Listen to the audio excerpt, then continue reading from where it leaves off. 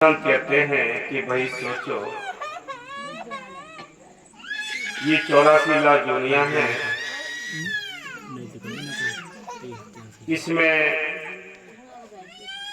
हम सबको ये टाइम मिला है मनुष्य जीवन। जिसको ये मनुष्य जीवन मिला है उसको अपने छुटकारे का बंदोबस्त करने के लिए टाइम मिला है। ये हीरा जन्म है। संत कहते हैं ये 84 का जेल खाना है। इस जेल खाने में पड़े हुए हमें जुगों के जुग बीत चुके हैं। हमारे छुटकारे का बंदोबस्त नहीं हुआ। कभी हमें कीड़े मकोड़े पेड़ पौधे पशु पक्षी बनते हैं। हम अपने घर नहीं जा पाए। ये 84 के जेल खाने में ही चक्कर लगाते रहते हैं। सारी दुनिया भक्ति करती है। कोई किसी को मानता है, कोई किसी को मानता है, लेकिन ये मानने का मतलब क्या है? हर एक इंसान भक्ति करके चाहता है मुझे मुक्ति मिल जाए, मेरा उद्धार हो जाए, मोक्ष मिल जाए। कितने जतन करता है, पूजा पाठ कर्म धर्म तमाम तरह के उपाय करता है। संतों ने पहले ही बताया है और आज भी बता रहे हैं, आगे भी बताएंगे कि जो मुक्ति का रास्ता है वो संतों के हाथ होता है। वो भी मौके के संत हो, उनका बख्शा हुआ हमें नाम मिलता है। हम उसका अभ्यास करते हैं और हम अपने घर जाने के लिए यहां से कर्मों का जो खाता है खत्म करके अपने घर पहुंच जाते हैं। ये जतन पहले भी था, आज भी है, आगे भी रहेगा। कोई किसी जाति का हो, किसी धर्म का हो,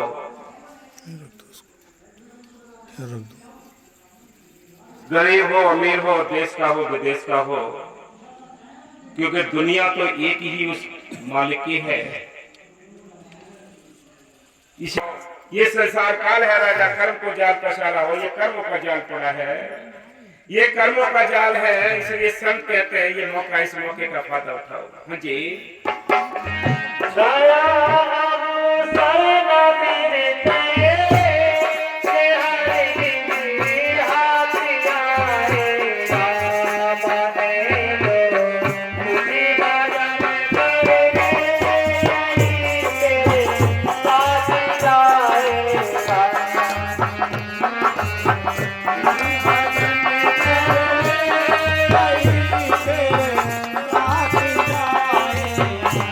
ये गया अवसर हम कितनी हेकड़ी दिखा ले। देश के बहुत बड़े बड़े आतंकवादियों को भी उनका भी अंत होता है, उनकी भी श्वासें होती हैं गिनी चुनी। ऋषि मुनि संत होते हैं, उनकी भी श्वासें गिनी चुनी होती हैं। ये विधि के विधान में निश्चित होता है। जो कांग्रेस संविधान बनाया उसके हिसाब से हमें गिनी चुनी श्वासें मिली हैं, उनको ही बताना पड़ेगा। शरीर कमजोर हो, कितना ही कमजोर हो, अगर जितनी हमें श्वासें मिली उतनी बतानी पड़ेंगी। शरीर कितना स्वस्थ हो, श्वासें कम है तो जाना ही पड़ेगा। तो कहेंगे जवानी में चला गया, बचपन में चला गया, बुढ़ापे में जाता है कि सब कुछ करके चला गया। बोलो। इसलिए संत कहते हैं ऐसा तुम सोचो, एक एक श्वास जो आप घटा रहे हैं वो आपका समय बर्बाद हो रहा है, गड्ढे में जा रहा है सारा। भाई मानने ना मानने तो बात एक अलग है, लेकिन विचार करके देखो, एकांत में बैठ कर देखो, कोई तो ताकत इस ब्रह्मांड को चला रही है। संत आते इस पाखंड से निकालने के लिए आते हैं। धर्म के ठेकेदारों ने हम सबको इस अंधविश्वास में ढकेल रखा है, इसमें फंसा रखा है। संत तो निकालने के लिए आते हैं कि पाखंड में कुछ नहीं रे साधो, पाखंड में कुछ नहीं रे, पाखंड के अंदर भोगे 84 खोज करो घट नहीं रे। घर के अंदर वो मालिक बैठा है, हम उसकी तलाश बाहर करते हैं। इसी प्रकार सारी जिंदगी यूं ही गुजर गई धोखे में। बोलो। हाँ जी।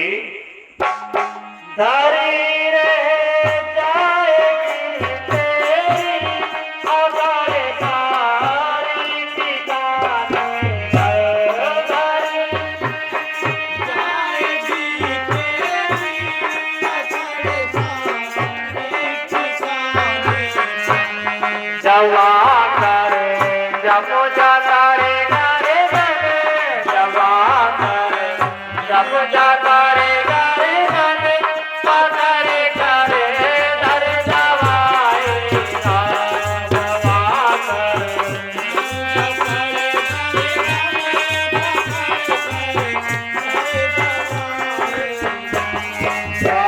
क्या कहते हैं? संत कहते हैं भाई सुनो भाई,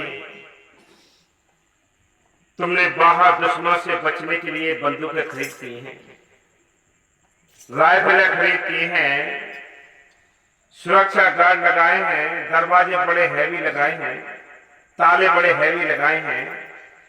किससे? ये बाहर के दुश्मनों से बचने के लिए। लेकिन जो अंदर के दुश्मन है उससे बचने के लिए क्या बंदोबस्त किया है आपने? ये तो विचार किया है? बड़े बड़े पढ़े लिखे बड़े बड़े विद्वान इस बात को नहीं समझते भाई अंदर की जो चोरी हो रही है उसके बचाव के लिए क्या किया है। भाई बाहर की धन संपत्ति के लिए तो आपने इंतजाम कर लिए, लेकिन जो अंदर की श्वासों रूपी पूंजी को ये दुश्मन काम क्रोध लोभ मोह अहंकार ये रात और दिन लूट रहे हैं, इसके बचाव के लिए क्या बंदोबस्त किया है? लेकिन पता ही किसी को, बेहोश हुए पड़े हैं, रात को सो जाते हैं, 12 घंटे बीत जाते हैं, दिन में काम धंधे में लग जाते हैं, 12 घंटे बीत जाते हैं। इसमें कितना आपने परमात्मा का कार्य किया, ये अपने आप कैलकुलेशन कर लीजिए। कितना सेवा की, कितना सुमन किया, कितने सत्संग सुने, कितना प्रभु का भजन किया, विचार किया है, कभी कैलकुलेशन किया है, कभी जोड़ना की है, कभी गुणावाग किया है। संत कहते हैं 24 घंटे होते हैं, 24 घंटे में कितना 2 घंटे तो कम से कम दे दे तू मालिक के वास्ते, अपने वास्ते, अपने आप पर तो रहम कर लो। हम दूसरों पर रहम करने के लिए तैयार है, पल्लेदार बने पड़े हैं दूसरों के, अपने पल्ले में कुछ नहीं है। दूसरों की पल्लेदारी करते करते जीवन गुजर जाता है। जिस दिन घोड़े पर चढ़ता है उस दिन बुकिंग हो जाता है, सारी जिंदगी की हार माला इसके गले में पड़ जाती है, जिसको हार कहते हैं, हार होती चली जाती है। क्योंकि इसने सारी जिंदगी बच्चे पैदा हुए, पालन पोषण किया, फिर पढ़ाई लिखाई शुरू की, फिर शादी ब्याह किए, फिर उनके हिस्से बंटवारे किए, सारी जिंदगी टेंशन में गुजर गई। आखिरी सांस अपने लिए क्या किया भाई? सियाना वो है जो अपना काम कर लेता है, वो छोड़ पड़ ले भाई, इनका भी काम करेंगे, हम अपना भी काम करेंगे। 10 घंटे इनके वास्ते दे दो तो 2 घंटे अपने वास्ते तो दे दो, अपने ऊपर भी तो रहम करो, फिर इनकी ही चिंता करके चिता में चल जाओगे। इसलिए संत कहते हैं विचार करके तो देखो भाई, अपने पल्ले क्या बनाया आपने? राम नाम का धन जोड़ना था, वो जोड़ा नहीं। राम नाम का धन जोड़ना था, वो नहीं जोड़ा। मीराबाई कहती हैं, मीराबाई क्या कहती हैं? उस राम नाम के धन की वैल्यू कितनी बताती है? वो कहती है, पायो रे मैंने नाम रतन धन पायो, जिसको पायो वृक्ष को बोले ऐसो धन पायो, खर्चों लाख खत्म नहीं होवे, दिन दिन बढ़त सवायो, जिसकी चोरी कबू ना होवे ऐसो धन मन पायो। पायो जी मैंने नाम रतन धन पायो, नाम का धन इकट्ठा करो भाई। हम कोई नई बात नहीं बता रहे, ना आपको भरमा रहे हैं, आपको वही बात बता रहे जो पहले से चली आ रही है, आगे भी यही रहेगी। पहले भी संतों ने नाम के जरिए जीवों को निकाला है, और आज भी नाम जपा कर निकालेंगे, आगे भी नाम जपा कर निकालेंगे, और कोई रास्ता है ही नहीं। ये जो बाहर के रास्ते हैं ये हमने अपने मन से बनाए हैं। मालिक ने तो एक ही रास्ता बनाया कि भजन कर उम्र रही थोड़ी, तू सिमरन कर ले, भजन कर ले। ये रास्ता चुनना था, ये रास्ता नहीं चुना। कहता है अरे आगे की किसने देखी है, खा पी लो मौज ले लो, यही बहुत है। समय हाथ से निकलता जा रहा है, हम मौत की मुंह की तरफ को निरंतर बढ़ते जा रहे हैं। कब भजन करोगे, कब नाम जपोगे, ये विचार किया है कभी? हाँ जी।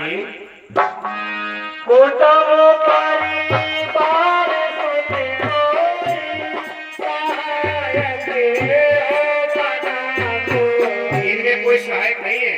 देखो आपने जो काम किया है वो बाहर किए, सब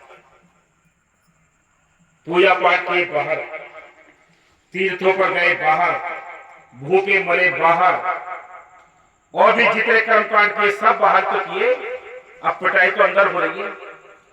जब यमराज के कर्मचारी आते हैं, चाहे हिंदू हो, चाहे मुसलमान हो, चाहे सिख हो, चाहे ईसाई हो, एक जैसी पिटाई होती है और एक जैसे ही पिटाई करके निकाल के ले जाते हैं। तो आप ये विचार करके देखो, जो आपने बंदोबस्त किया है कुछ भजन करने का, वो बाहर किए हैं, वो नहीं बचा सकते आपको। भाई कर्मकांड किए बाहर, पूजा पाठ किए बाहर, तीर्थों पकड़े गए बाहर, जितने काम किए बाहर के, और पिटाई अंदर होती है। तो अंदर की पिटाई से बचाने के लिए अंदर की ही तो वस्तु चाहिए कुछ। जब अंदर का आपके पास कुछ भी नहीं है तो बचाएगा कौन उस पिटाई से?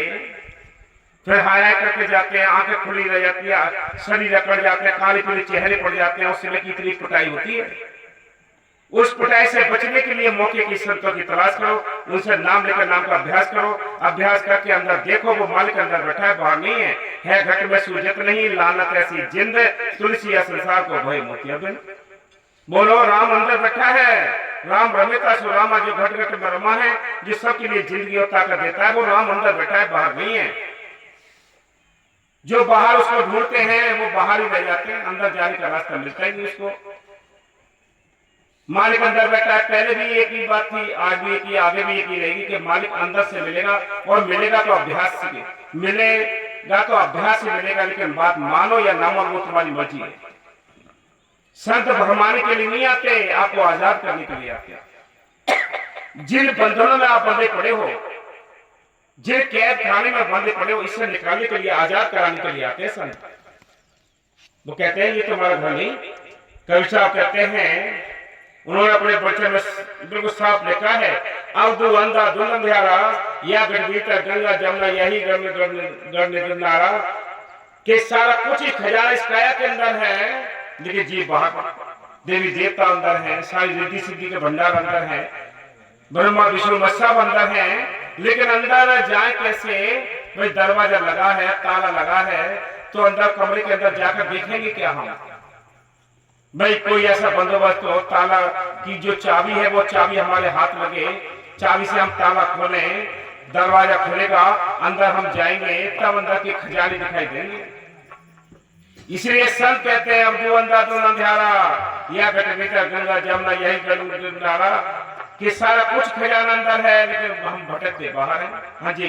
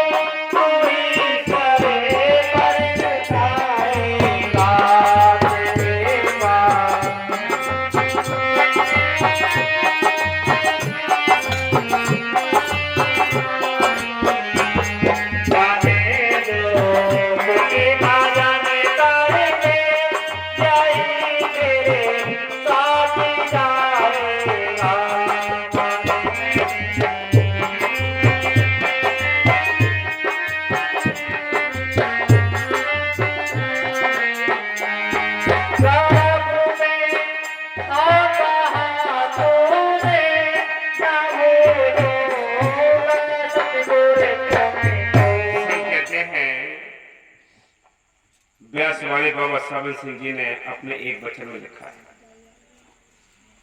क्या लिखा है उन्होंने? कि जब आपने कबीरदारी का बोझ उठाया है, इसमें कदम रखा है, तो बच्चे ना भी होंगे भी, बीमार भी होंगे, मरेंगे भी, घाटा भी होगा, मुनाफा भी होगा, ये सिलसिला चलता रहेगा। लेकिन तुम्हें अपनी मजबूती के साथ अपनी इस रूहानी सफर को तय करना है।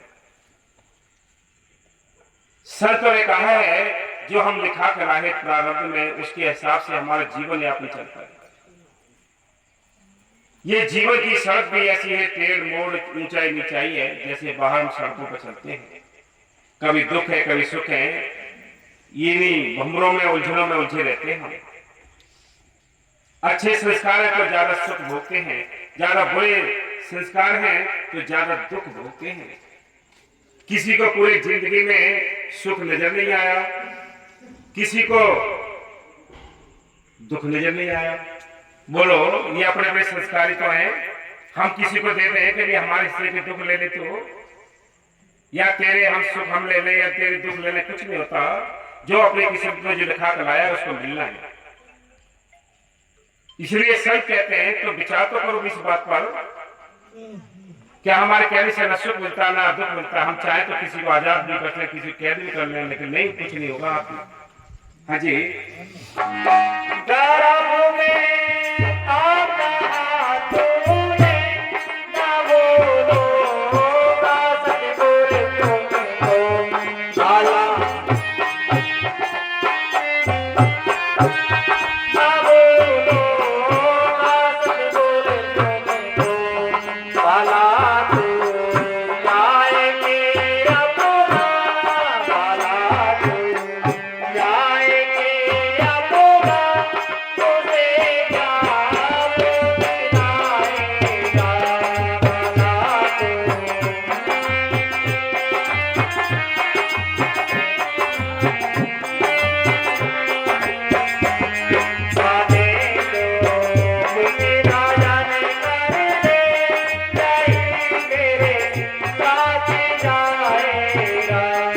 देखो संत कहते हैं ऐसा तू गर्भ के अंदर था, उस नरक में था, उसमें तूने कितनी बेनती की, इतनी की प्रार्थना की, मालिक से इतनी प्रार्थना भी मंजूर की।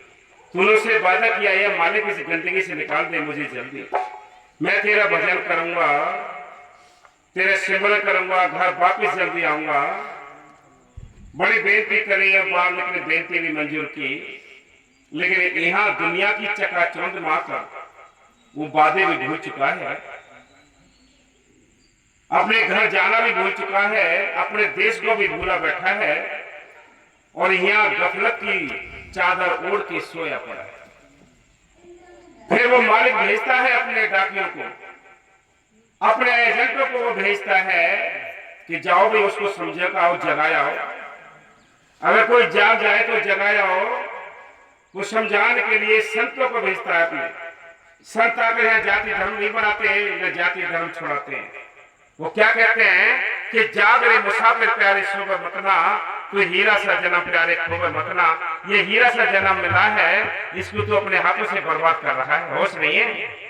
तुझे ये हीरा जन्म मिला था, अच्छी चीजें खाने के लिए दी थी तुझे, भाई हीरा जन्म मिला है, जिसको ये नरतल कहते हैं।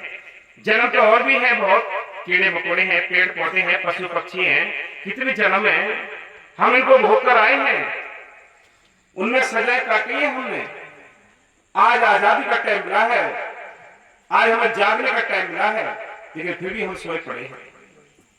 संत कहते हैं गर्भ के अंदर था, ऊपर को पैर थे, नीचे को सिर लटका हुआ था। तो इस नरक से निकालने के लिए संत कहते कि भाई तुझे निकाल दिया, लेकिन यहाँ भूल गया। फिर भी वो मालिक अपने भेदियों को भेजता है कि जाओ भी भेद बता दो, आजा निकल जाए अपने घर के लिए। जिम यही पड़ा, बेहोश पड़ा है, मत मार रखिए इसकी। काल ने ऐसे नशे चढ़ा रखे हैं कि वो नशे छूटते नहीं है, ये होश में आता नहीं है। जिसको होश आ गया वो अपने घर जाने की चिंता करता है, फिर वो रात और दिन कहता है मालिक मुझ पर दया करो, तो मुझे इस काल की नगरी से निकालो। ये काल की नगरी है, यहाँ कोई भी जीव सुखी नहीं है। तन धर सुखिया कोई न देखा, जो देखा सो दुखिया हो। उदय की बात कहते हो, सबका किया विवेका हो, कि सारा विवेक करके देख लिया है कि कोई भी जीव सुखी नहीं है। सुखी कौन है? जिनका ख्याल मालिकों को जुड़ा है, जो अपने घर गृहस्थी के कामकाज कर गए, वो सुखी। बाकी हम सब बेवकूफ बनकर उम्र गुजार गए, किसी के पास पल्ले कुछ नहीं पड़ा। इसलिए संत कहते हैं करो करो कल का भरोसा ना करो। ये समय हमारे हाथ से निकलता जा रहा है। हीरा जन्म ये हमारे हाथ से छूट गया तो जन्म तो बहुत सारे मिलेंगे, लेकिन उस समय कुछ नहीं होगा। हाँ जी, तुझे तो बरसे जंगल में तेरा ही खुशबा खुलेगा। तुझे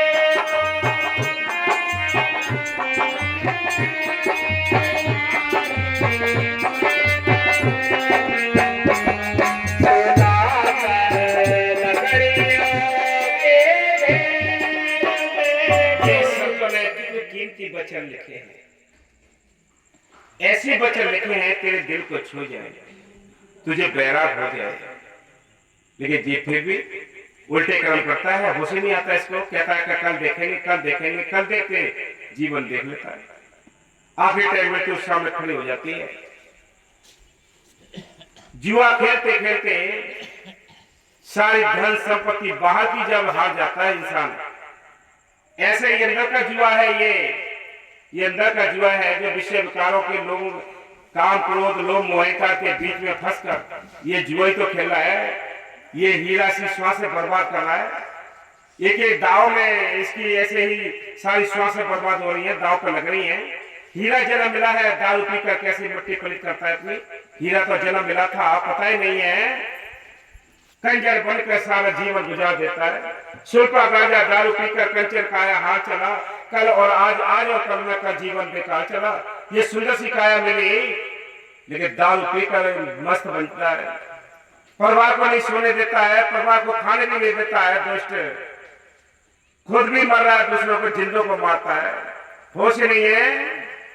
इसलिए संत कहते हैं किसको समझाओगे, किस्मत कहां से लाओगे, ये हीरा जन्म मिला है, नाली का कीड़ा बना रखा है, गंदगी के कीड़ा बना रखा है।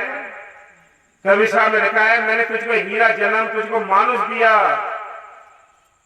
मैंने हीरा जन्म तुझको मानुष दिया, अगर तू इसको व्यर्था कमाए तो मैं क्या करूं, अन्न दूध फल मेवा मिष्ठान सब कुछ दिए, अगर तू मांस खाए तो मैं क्या करूं।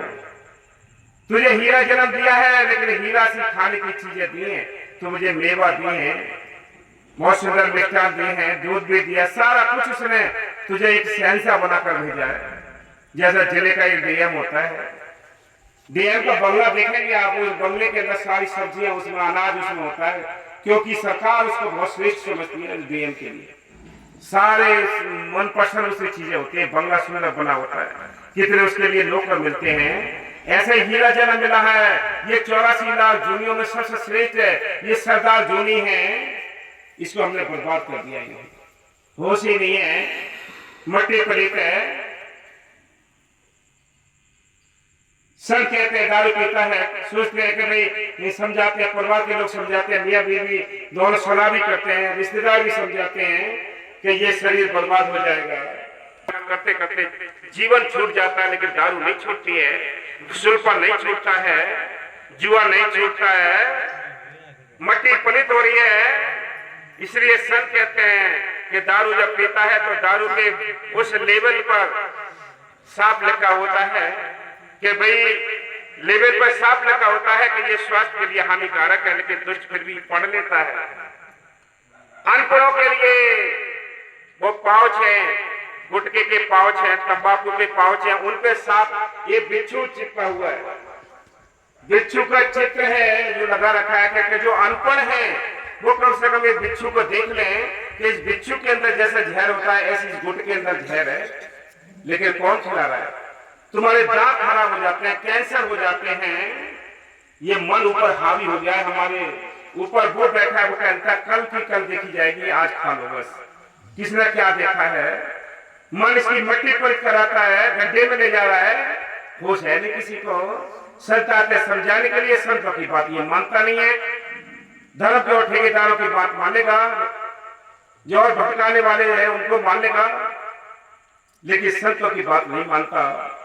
इसलिए संत कहते हैं कि बोतल ऊपर लिखा हुआ है तल को हो दुखदाई, आंखें ऊपर अंधा बनता क्यों न पड़ी पढ़ाई, नाम शराब तीन है अच्छा गुण इनके सुन ले भाई, सासा तो शैतान बना दे रास है रार लड़ाई, बासा तो बर्बाद करेगी घर कंगाली आई, जात पात लोकुलाज बनाई खोद सब पड़ताई, एक ही गिलास एक जग ठेका में होती ना उसकी धुलाई। अब तो खैर प्लास्टिक के गिलास है, पहले एक ठेके में एक जग और एक गिलास रखा रहता था, पूरे दिन बेहोश हो जाते थे, वो दुकान वाला फिर रख लेता अंदर, फिर और पीने के लिए आता वो फिर निकाल कर रख देता, पूरे दिन धुलाई नहीं होती, होश नहीं आता है। कई कथा भागवत में जाएगा, वहां प्रसाद खाने को सोचता है कि यहाँ तो गरीब अमीर सभी है, प्रसाद कैसे खाऊं या ना खाऊं, लेकिन दारू के वहां जाकर नहीं देखता, गुटके पर नहीं देखता, बीड़ी पर नहीं देखता, ये सब की मट्टी पलित कर रखी। दुश्मनों ने ये काम क्रोध लोग मैं हम सब के पीछे पड़े हैं, हमारी सब ये पूंजी लूट रहे हैं। इसलिए संत कहते हैं करो भाई, बचने का उपाय करो। जब बाहर हमने इंतजाम कर रखे हैं बचने के, तो अंदर की जो श्वास है जो लुट रही है उनको भी बचाने का तो इंतजाम करो। उनके इंतजाम कोई नहीं करता, गफलत में सोए पड़े हैं। हाँ जी, तुझे तो घर से जंगल में तेरा ही खुद का खुद देता, खुदा कर नजरियों के में तुझको जलाएगा, वादे को बलिदान कर दे, यही मेरे साथ जाएगा।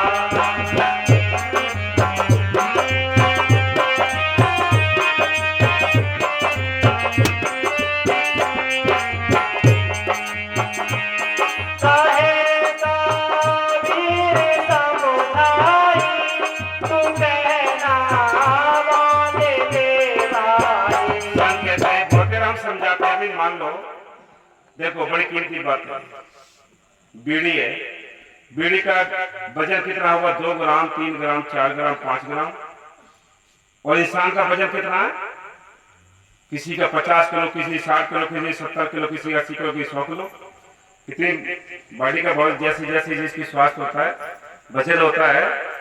5 ग्राम की बीड़ी 50 किलो के इंसान को उठा कर ले जाती है। अरे जब कब तक यहाँ पर ये चलाएंगे चर्चा, चलो एक साइड में पी आए, फिर आके बैठ जाएंगे। किसमें वजन हुआ ज्यादा? वजन किसमें ज्यादा है भाई? अरे 5 ग्राम में ज्यादा है या 50 किलो में ज्यादा है? विचार करो, ये मट्टी पलीत कर रहे हैं दुश्मन। तुरंत उठा कर ले जाती है। नींद कहती है अरे नींद का टाइम है, सोया काम करेंगे, ये उठाएंगे, चलो जल्दी सोए अपने। अगर यही बाहर का कोई फिल्मी कलाकार आ जाए, पूरा गांव नहीं, चारों तरफ के गांव इकट्ठे हो जाएंगे, क्योंकि वहां मन का रस है, आत्मा का जो रस होता है, वहां आनंद नहीं आता, होश नहीं आता है। लगे पड़े बस अपने अपनी उम्र गुजारने के लिए। सब कहते हैं कि किसको समझाएं? कवि साहब ने कहा कि इसमें सबसे कहूं पुकार पुकारी, कोई न माने नर और नारी। में सबको पुकार पुकार के थक गया, लेकिन कोई मानता नहीं। हाँ जी,